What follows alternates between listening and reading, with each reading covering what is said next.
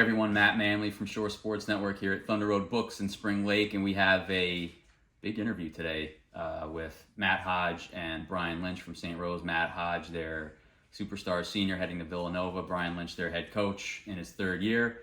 And we touched on a number of issues, a number of topics. Matt coming from Belgium and Brian taking over the program over the last 3 years. And they've got a big game coming up this weekend against Montverde at the Metro Classic. They'll have 2 games at the Metro against Union Catholic on Thursday and Montverde on Saturday. And we hit on a bunch of that and more in this interview. So enjoy and catch you later. How are you? Hello, thanks for coming. Thanks for coming to Thunder Road Books to chat here. So I wanted to have you guys together because I kind of wanted to sit down and get like the story of, you know, the St. Rose thing coming together. Brian, I know you have close ties to the area, being a Monmouth County guy, CBA guy, and you've made a home in Belmar, so St. Rose seemed like a natural fit. Yeah. But just kind of walk me through getting the job at St. Rose and sort of how this particular team came together. Because the first year you were there, it was more of like the St. Rose team we had seen the last few years, right, where you guys were like, you know, some wins, some losses, and everything, like most high school basketball teams go through. And then the last 2 years, it's really exploded. Yeah, I mean, it was I came into like uncharted territory here when I came home. I didn't really know what I was going to do. Actually, I had just finished up, you know, coaching professionally in Belgium, and you know, had some stints with teams where we, you know, coached in European leagues where it was Champions League or it was FIBA Europe, and I got a chance to, you know, travel outside of Belgium and coach, and it was a fun and unique experience for me, and I grew up a lot in those years as a coach because I was a young coach.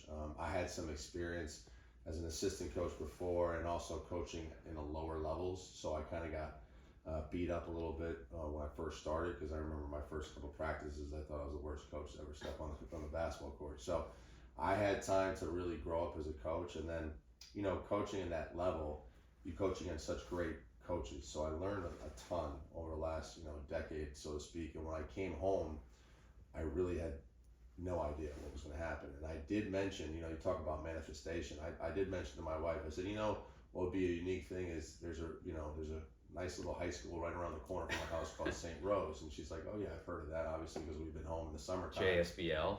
Mm-hmm. And I said it would be unique if I could get a coaching gig there and just run a high school team, basically, and instead of worrying about trying to get into the professional leagues over here in the NBA or the G League, or, you know, maybe, you know, trying to get to college. And sure enough, somehow, like, it kind of manifested and came about over the last year, because when we got back in 2020, like a year later, you know, I was able to have the opportunity to get the job end of August, where basically, you know, I got the job literally like August 30th, I think, and then there's 1 day left to have practice. So I said, okay, we have 1 day to meet me and meet you guys. And so there was really no time to do anything except for, you know, go into that season and try to not think about the players that you have, but just think about instilling and imposing some sort of identity. And that's the only thing I try to do. And I have to be honest with you, that first year team was a lot of fun. They were a bunch of seniors that played super hard, and they were kids that really wanted to play and compete. So, I mean,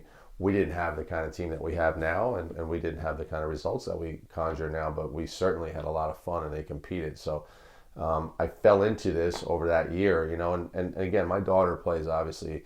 When we got back, she was only in 7th grade, and my first thing that I did at St. Rose was to volunteer with the girls, because I actually wanted to get, you know, a see of the landscape for the girls varsity level, because I wanted to see what she was going to be getting into.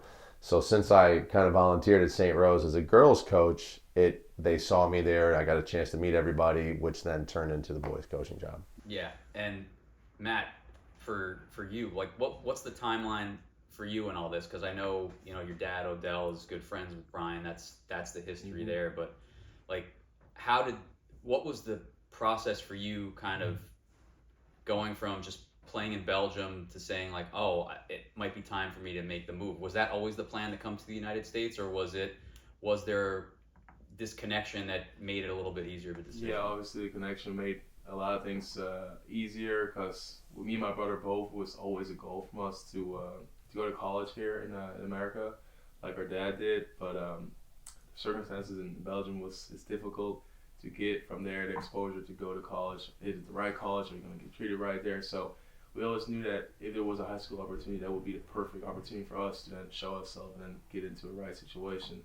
So when our last year in Belgium, we found out that there was Coach Lynch was coaching in the high school. We wanted to come over and see the school, and we liked it right away. Like Jay, right away, we knew already that he wanted to do it. With me, it was kind of a different story because I was settled. Like I had my friends there for a while. Like it was good. I had a good time. I was happy where I was playing basketball. But then it was this goal where I wanted to go to college, which really made me decide that I wanted to come here and try this. Yeah, and just to backtrack, like Brian, just go through like a brief history of like with you and Matt's dad Odell and just your first memories of the boys just playing basketball. Sure. I mean, my first memory of Matt actually is it's so funny. My first year in Bree, where I met Odell, he was actually playing in a different division. He was actually playing in a place called Hui, I think it's called. H-U-Y, Hui. And he had like taken a step back from Division I because he had hurt himself and played in the second division.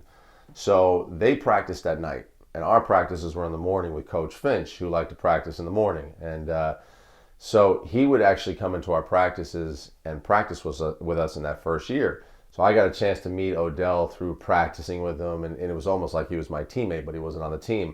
But of course, every game that we played, O was courtside, right here with his son Matt, who was just born. That the year I got there was the year Matt was born. So he was standing on the sidelines when he was like literally like 4 months old with headphones on. He had headphones. I saw my memory of this kid and just sitting in O's arm like this, watching games at that time. And I mean, he would bring him into the locker room after wins, and Matt would just be a baby, and we'd all like that's my first memories with him. So it's kind of surreal sitting here with him right now, looking at a 6'8" incredible athlete and doing what he's doing when I remember him with the headphones on at 3 months old. But that's where it started with Odell and I. And then sure enough, next year he joined our team and became a teammate of mine. And then O's, him and I, it's pretty funny. Like he was my teammate, and then I decided to leave and go to a different team. And then we were like adversaries a little bit. I had to play against him. And then I rejoined forces with O when he decided to drop in a level. He got a lot older. He went to the third division, and I got my first coaching job in the third division. I became his coach. And then as I worked up the ladder and left his team and got to second division, then became an assistant coach in the first division, then became a head coach in first division, ironically, Odell was the general manager who gave me my first job as a head coach. And I remember, did a good job. Yeah. So, my first meeting with him, I apologized for every suicide that I ever made him run. I was like, listen, now you're my boss. I don't want you to put me through the ringer here. So, then we worked together for the next several years together. And when you're with someone every day, obviously, and you're going through the grind of a professional job, it's different. Like, I remember my first year here when we went 12-11. I was like, man, I hope they're gonna be happy. At St. Rose, they were like beside themselves. Oh, the kids played so hard. They had so much fun. They learned. I was like, you guys are happy? And they're like, yeah, this is great.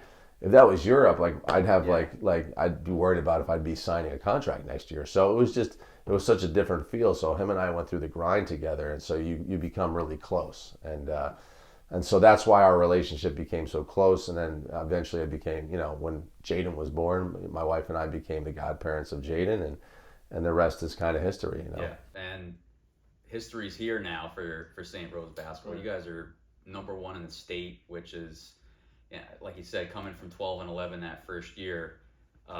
It's been a pretty remarkable turnaround. But when you see the players on the court, it certainly makes sense. Is that something you envision coming over here? Is like you said, you come over here to play college basketball and get your name out there and your game out there. But like when you get here, what's the talk of like where the team is going to be in the state? Because you get 2 cracks at it here. You come in as a junior. So what was the ambition level from the team perspective when you came over here, particularly for you and Jaden? Yeah, like kind of to prove ourselves, kind of everyone had the same mindset.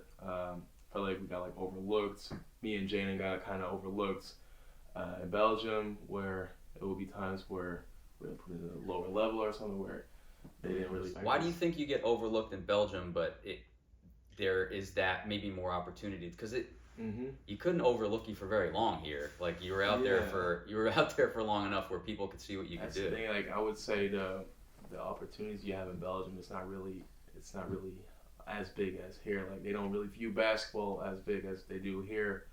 So I think that was the thing that I didn't really thought I would have a great opportunity to either go to college or go pro there. So I was like, when I came here, everyone in high school had a goal like, oh yeah, I want to go Division I, and I'm like, oh, like 16-year-olds want to go to Division I. That's great. So being around those guys with the same mindset as me, that was perfect. Yeah, it's almost I guess because so many people play here. There's this culture. It's this culture where like over there, it's almost like they're looking for. Okay, we're looking for if you're not like elite, it's kind of like, okay, that's nice, you're a role player there. Whereas here, like if you're a good role player, like, and I say role player, like, you know, somebody who doesn't take 20 shots a game. But they see that here and it's like, oh, you can envision that as a college coach, like putting you on the floor like that. I guess it's just a cultural thing. I mean, you would have a pretty good idea. So much more opportunity here, right? Like, you know, you have Division I, Division II. They have a lot of opportunity to go to either level, Division III. You know, in Belgium, they have the Pro League, which is 10 teams with, 12 guys on a roster, and you have basically an academy or a youth below them, right? And those youth teams are the development teams to try to one day make the pros. And, the best way to describe it was like, take Jada, for example. She was invited to the U.S. under 16 minicamp, right? And then she was asked to play in Belgium for the U16, and ultimately she decided to play for the U16 of Belgium.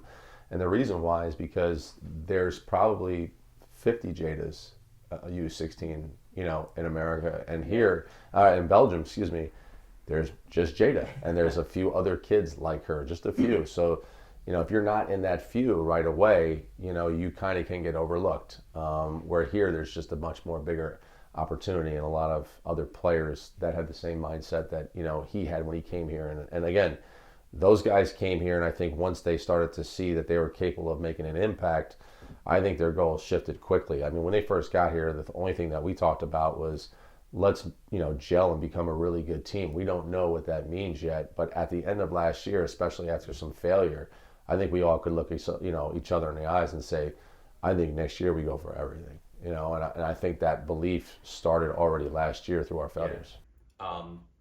When he came over, what did you envision him? Did you think he was like top 100 kid, like Villanova, like a bunch of schools would be knocking down his door? He'd ultimately end up at Villanova. Is that something you felt like it was there for him right away? I hadn't seen him since he was in, since 15. So when I left in 2020, he just turned 15. He was a little kid still, like he was not a little kid, but he was, he was younger, and I hadn't seen him since then. When he came over to visit, I saw a different kid, obviously, and I saw some real potential, but I only saw him in a few workouts. I hadn't seen him in any games. So when he decided to come here, like I knew how he would fit into my system as a basketball player.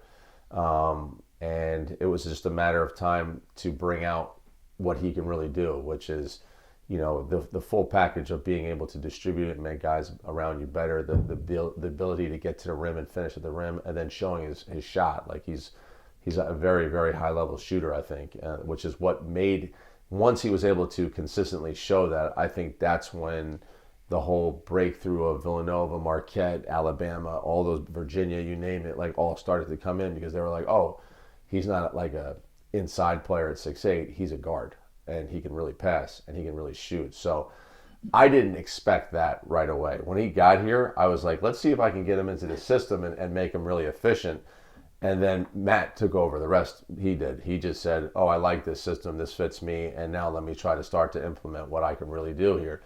And I think when you're in Belgium and you're a talent and a potential like Matt is, amongst the other talents, you can all sometimes get put in a situation where maybe you're just a role player, like you said, like, oh, you're going to be lifting out of the corner and you're going to get a few touches, or maybe they put you in a practice from time to time with pros. Like, what is Matt going to do against a pro as a 16-year-old kid who just they want to throw you into a practice to give you a chance to like compete?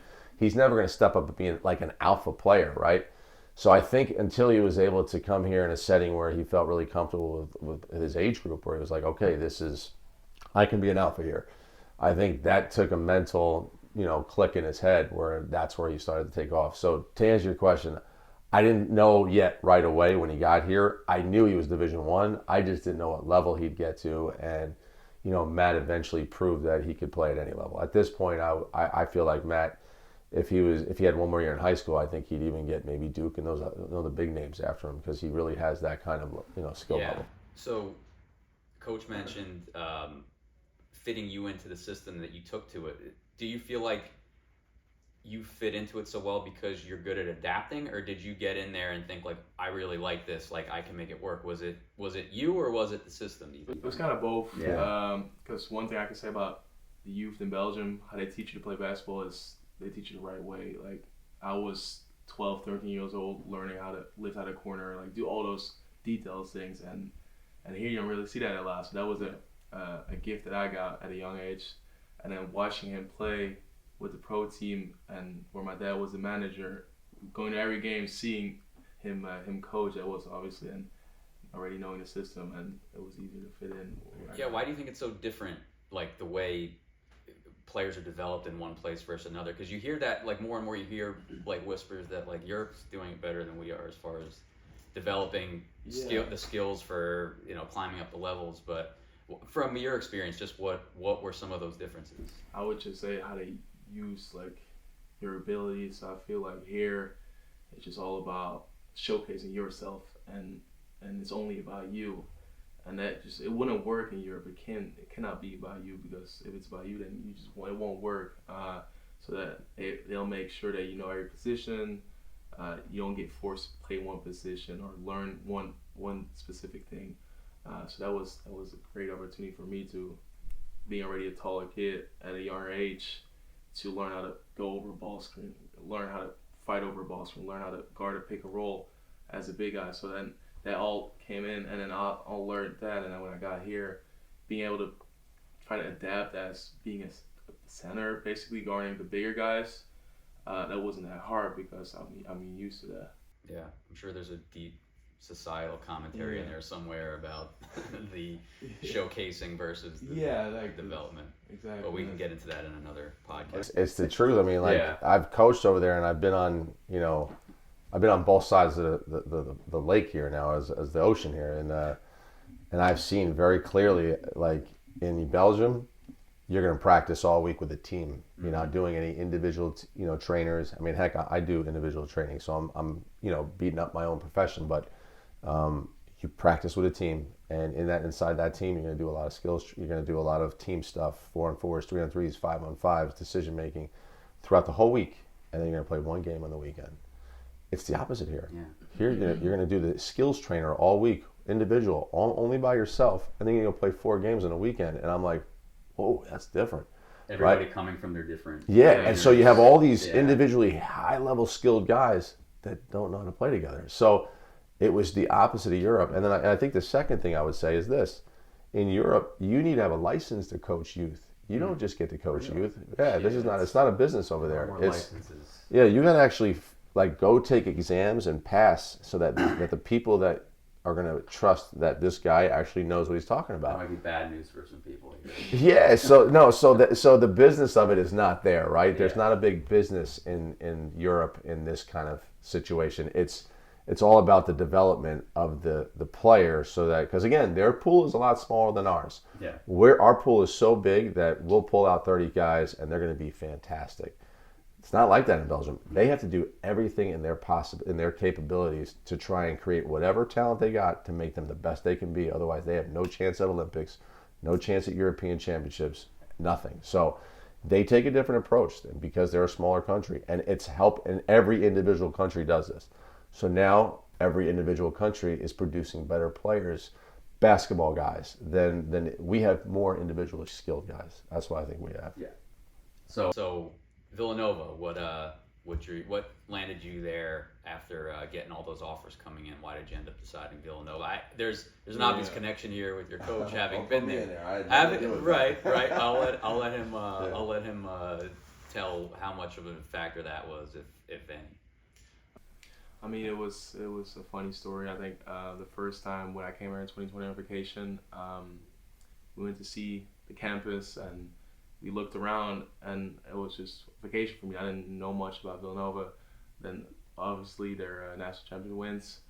When we left, my dad told me that Coach Lynch played there, and I was like, "Oh, really? I didn't even knew." Yeah. So I kind of like felt disrespected. But, Yeah. I didn't even knew I playing at Villanova. So it's big time. So that was already. I had a good view of the campus back then already. I was like, "Oh, this is beautiful." My first time seeing a college campus, and I was like, "Wow." So then going my recruitment process was kind of funny. They took a different approach than most teams did. Most teams, I would have had a phone call and it would have been offered right away, and it would have been text. And with Villanova, it was different. They really took a slower approach. Came to see me a couple of times, didn't offer me right away. I kept it, and then once they offered, it went like that too. So it's kind of like both ways. I was like, oh wait, do they really like me? Yeah. And then once they offered it, it obviously showed that they were really interested in it, and that's where I was like, the location was great.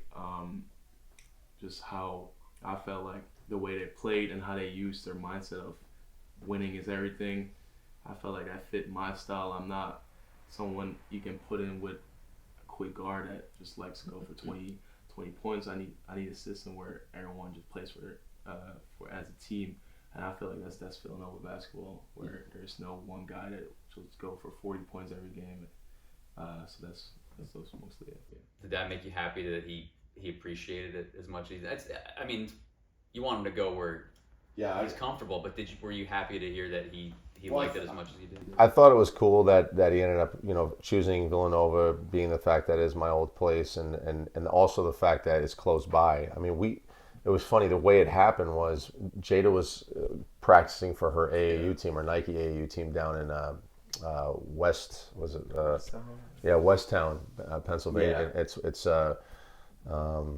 It's Westchester, Pennsylvania. It's right in that area. And on the way back, I'm seeing signs for Villanova, and I'm like, hey guys, we're gonna make a quick stop. And plus I had my own kids in the car, and I don't think my little boys ever saw it.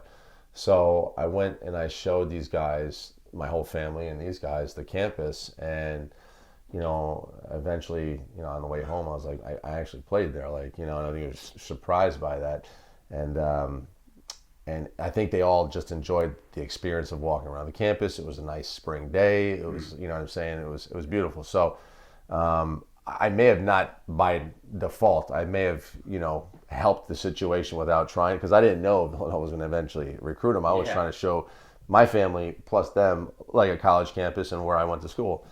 But in the end, when he decided, I was really happy for him. And I think, and I mean this when I say this, Matt, he made this decision. A lot of people are like, great job, you got him. I'm like, listen, I really, Odell and I, and we made a promise that I said, you obviously went to Old Dominion, they're recruiting him hard, Villanova's now.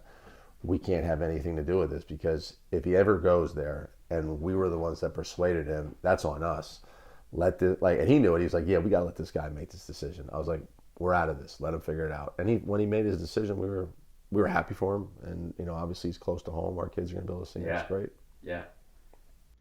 Now, you guys have a very big game coming up on Saturday. We're recording this on a Tuesday. Yeah. You have a couple before that, so I know you're not going to want to jump too much ahead. But just, you have this game against Montverde, which, I mean, they've been this juggernaut. They're a factory. They've got however many. They have 6 D1 seniors, 3 McDonald's All-Americans. Matt, for you, just what's the anticipation level like to get on the court with that group? Because you're going to go to college next year, and every game's going to feel like that. But that's kind of it's kind of a sneak peek into what it's going to be like next year, just on the level you're going to play. So what's your anticipation level? What are you expecting in a game like that? Just the level of competition you're going to be playing on for 32 minutes that day. It will be a great opportunity, not only to show now New Jersey, but also the country, be able to play at such a high level. Like you said, it's basically going to be like a college game, because all those guys are going to be probably mostly starters or right in a rotation next year and then college. So that's just going to be a great opportunity for us to show that we can do the same thing and we can play at that clip.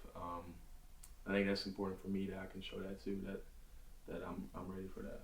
Yeah, and like I feel like the question after a lot of your games this year is like, what is your bar for that particular game? Because you guys are winning by a lot in these games in the second half, so a lot of times it might be some internal goal rather than like the scoreboard. Mm-hmm. Is there an element of that in this game where you don't want to make it, like, you want to compete, you guys want to try to win this game, but they're putting it on most of the teams they play this year. Is the bar something internal for this game, or do you guys think, hey, we're going out there to win and we don't care who's on the other side? That's I think after what happened last year, the way it went down.